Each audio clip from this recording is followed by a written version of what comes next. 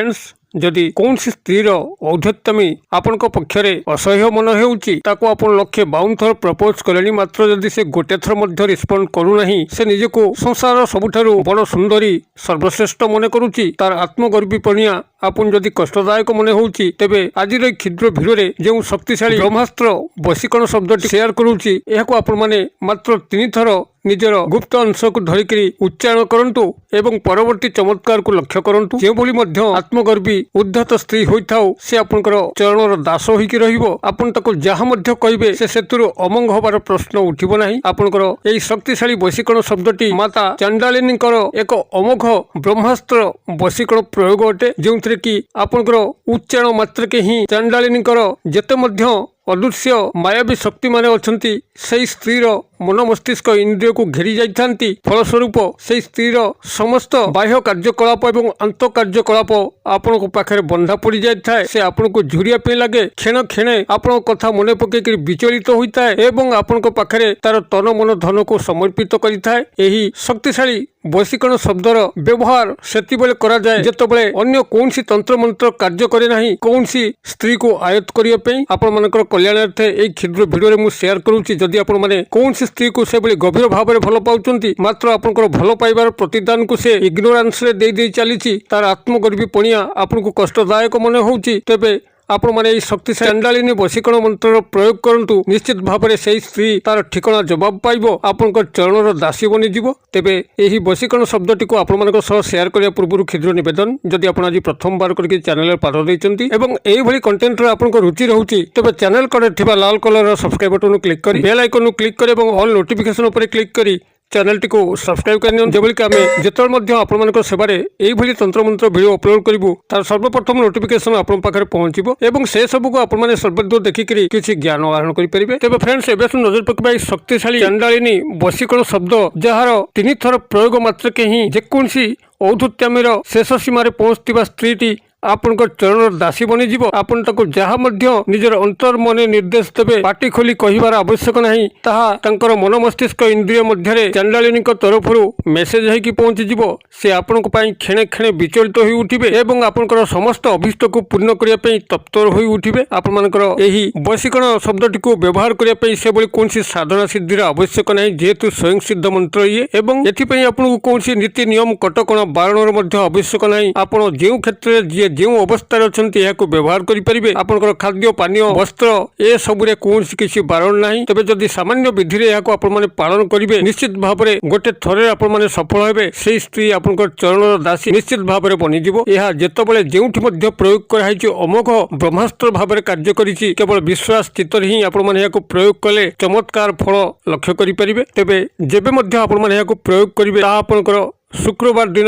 मध्यरात्र होइतिबा दरकार अर्थात शुक्रवार दिन रात्र 12टा पर जहाँकि शनिवार दिन प्रारंभ आपड़ से ही क्रिएटिव करेंगे संपूर्ण निर्जनतामय गोपनीयतामय करेंगे आपंकर निजर कोठरी बसी करेंगे बाह्य स्थान को जीवार आवश्यक नहीं किंबा ए चमत्कारी वशीकरण विद्याटी को प्रयोग करने कौन ज्योतिष भाई तांत्रिक मानकर साहाय्य नबार आवश्यकता नहीं तेबे जेकोसी शुक्रवार दिन रात्र 12टा पर आपण गोड़ हाथ मुख को धोईकरी एक कला आसन पकईकरी दक्षिण दिग मुखाईकरी बसंतु संपूर्ण भाव में सही स्त्री को ध्यान करंतु किछि समय जे भली कि तांकर समस्त काल्पनिक चित्र आपण को मानस चक्षुरे सुस्पष्ट होउची आपण तांको जहा निर्देश करूचंती से सुना पिला भली ताको पालन करूची एई भली भाव में काल्पनिक स्तर रे सही स्त्री को निजर मन मध्य को आनिकरी आपण माता चंडालिनी को मन मने स्मरण करंतु एवं तांकर जो क्षुद्र मंत्र कहूची से क्षुद्र मंत्र को मात्र 3 थर उच्चारित करंतु तेबे प्रत्येक थर मंत्र उच्चारण करने पूर्व आपण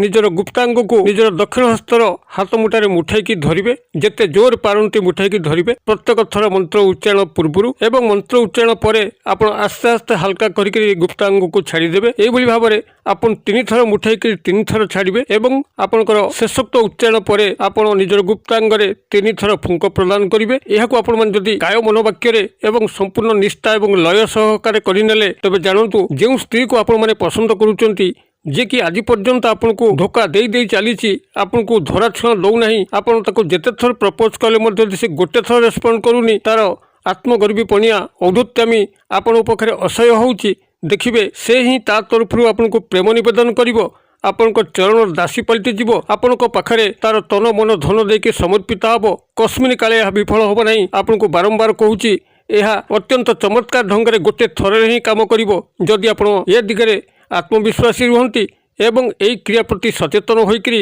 ସମ୍ପୂର୍ଣ୍ଣ କାୟମନ ବାକ୍ୟରେ କ୍ରିୟାଟିକୁ ପାଳନ କରନ୍ତି, ତେବେ ଏହିଭଳି ଭାବରେ ଯେକୌଣସି ଶୁକ୍ରବାର ଦିନର ରାତ୍ର 12ଟା ପରେ ଆପଣ ଦକ୍ଷିଣ ଦିଗ ମୁଖା ହୋଇକରି ଗୋଡ଼ ହାତ ମୁଖକୁ ଧୋଇକରି ଏକ କଳା ଆସନ ପକାଇକରି ପଦ୍ମାସନରେ ବସନ୍ତୁ ଏବଂ କ୍ରିୟାଟିର ଆରମ୍ଭ ପୂର୍ବରୁ ସମ୍ପୃକ୍ତ ସ୍ତ୍ରୀଙ୍କୁ ଗଭୀର ଭାବରେ ଧ୍ୟାନ କରନ୍ତୁ, ଯେଭଳିକି ସେ ଆପଣଙ୍କର ସାମ୍ନାକୁ ଚାଲି ଆସୁଛନ୍ତି। ଆପଣ ତାକୁ ଯାହା ଆଦେଶ କରୁଛନ୍ତି ସେ ଆପଣଙ୍କର ପ୍ରତ୍ୟେକ ଆଦେଶକୁ ଗୁରୁ ଆଜ୍ଞା ଭଳି ପାଳନ କରୁଛନ୍ତି। ଏଇଭଳି ତାଙ୍କୁ 5 ସେକେଣ୍ଡ 10 ସେକେଣ୍ଡ 15 ସେକେଣ୍ଡ ଗଭୀର ଭାବରେ ଚିନ୍ତା କଲା ପରେ ମାତା ଚାଣ୍ଡାଳିନୀଙ୍କୁ ସ୍ମରଣ କରନ୍ତୁ ଏବଂ ଆପଣଙ୍କର ଏହି କ୍ରିୟାରେ ସଫଳତା ପାଇଁ ତାଙ୍କ ପାଖରେ ତାଙ୍କର କରୁଣା ଭିକ୍ଷା କରନ୍ତୁ। ଏହିଭଳି ଭାବରେ ଆପଣ ଅଧିକ ପ୍ରାରମ୍ଭିକ କ୍ରିୟା କରିସାରିଲା ପରେ ନିଜର ଗୁପ୍ତାଙ୍ଗକୁ ଧରିବା ଆରମ୍ଭ କରନ୍ତୁ ଏବଂ ଏଇ ଯେଉଁ କ୍ଷୁଦ୍ର ମନ୍ତ୍ର କହୁଛି ଏ କ୍ଷୁଦ୍ର ମନ୍ତ୍ରକୁ ସୁସ୍ପଷ୍ଟ ଭାବରେ ସୁଉଚ୍ଚାରିତ କରିକିରି ଆପଣ ଉଚ୍ଚାରଣ କରିବା ଆରମ୍ଭ କରନ୍ତୁ। ପ୍ରତ୍ୟେକ ଥର ଉଚ୍ଚାରଣ ପୂର୍ବରୁ ଆପଣ ନିଜର ଗୁପ୍ତ ଅଂଶକୁ ସଜୋରେ ଭିଡ଼ିକି ଧରିବେ ଏବଂ ପ୍ରତ୍ୟେକ ଥର ମନ୍ତ୍ର ଉଚ୍ଚାରଣ ପରେ ଆପଣଙ୍କର ଗୁପ୍ତ ଅଂଶକୁ ଆସ୍ତେ ଆସ୍ତେ ହାଲକା କରି ଛାଡ଼ିବେ। ଏହିଭଳି 3 ଥର ନିଜର ଗୁପ୍ତ ଅଂଶକୁ ମୁଠେଇକି ଧରନ୍ତୁ ଏବଂ 3 ଥର ଛାଡ଼ନ୍ତୁ ଏବଂ ମନ୍ତ୍ରୋକ୍ତ ଉଚ୍ଚାରଣ ପରେ ପରେ ଆପଣଙ୍କର ଗୁପ୍ତ ଅଂଶକୁ 3 ଥର ଫୁଙ୍କ ଦିଅନ୍ତୁ ଏବଂ ସେ ସ୍ଥାନରୁ ଦଣ୍ଡାୟମାନ ହୋଇକରି ଆପଣ ପୁନର୍ବାର ଗୋଡ଼ ହାତ ମୁଖକୁ ଧୋଇକରି ବସ୍ତ୍ରକୁ ବଦଳେଇକରି ଆପଣ ଶୟନ କରନ୍ତୁ। ଦେଖିବେ ଯେଉଁ ଶୁକ୍ରବାର ରାତ୍ରିରେ ଆପଣମାନେ ଏହାକୁ ପ୍ରୟୋଗ କଲେ ତାର ପ୍ରଭାତ ସମୟ ଯେତେବେଳେ ଶନିବାର ଦିନର ସକାଳ ଆପଣଙ୍କର ଆରମ୍ଭ ହେଉଛି ବିଚିତ୍ରତାମୟ ଘଟିବ। ସେହି ସ୍ତ୍ରୀ ଯେ କି ଯଦି ରାତ୍ର ସମୟରେ ସେ ଶୟନ ଅବସ୍ଥାରେ ଥାନ୍ତି ତେବେ ତାଙ୍କୁ ସ୍ୱପ୍ନାୟିତ ନିର୍ଦ୍ଦେଶ ହେବ ମାତା ଚାଣ୍ଡାଳୀଙ୍କ ପାଖରୁ, ଯା ତୁ ସେହି ବ୍ୟକ୍ତିର ସମସ୍ତ ଅଭୀଷ୍ଟ ପୂର୍ଣ୍ଣ କର। ଯଦି ନିର୍ଦ୍ଦିଷ୍ଟ ନଥାନ୍ତି ତେବେ ଜାଗ୍ରତ ଅବସ୍ଥାରେ ମଧ୍ୟ ତାଙ୍କ ଭିତରେ ଏକ ଅଦ୍ଭୁତପୂର୍ବ ଆନ୍ଦୋଳନ ସେହି ସମୟରେ ସଂଗଠିତ ହେବ।